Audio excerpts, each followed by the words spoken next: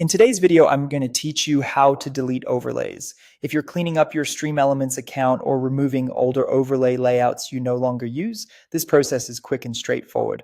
I'll walk you through it clearly so you know exactly where to click and what to expect along the way.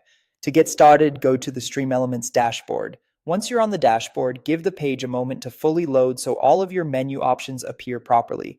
This is your main control area for managing stream assets, settings, and tools. From there, click on Streaming Tools. This section contains the features related to your live stream setup, including the tools used to manage visual elements like overlays. If you don't immediately see it, just look through the main navigation area on the dashboard until you find the correct option. After that, click on Overlays. This will open the Overlays section where all of your saved overlay projects are listed. Depending on how many overlays you've created before, you may see several different designs, scenes, or versions here.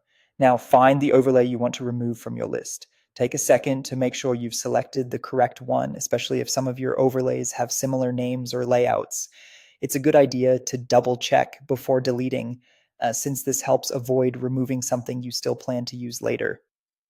Once you've found the right overlay, click the three dots in the corner of that overlays box. This will open a small menu with additional actions for that specific overlay. These three dots are commonly used as a quick access menu, so if you've used similar dashboards before, this part should feel familiar. In that menu, choose Delete and then confirm your choice. The confirmation step is there to help prevent accidental removal, so once you confirm, the overlay will be deleted from your list. One helpful tip here is to pause briefly before confirming, just to make sure you're deleting the correct overlay and not one that's currently tied to an active stream scene. If needed, you can always review your overlay list first and clean up older or unused items one by one. And that's it. That's how to delete overlays in StreamElements. Once you've done it a couple of times, the process becomes very fast and easy.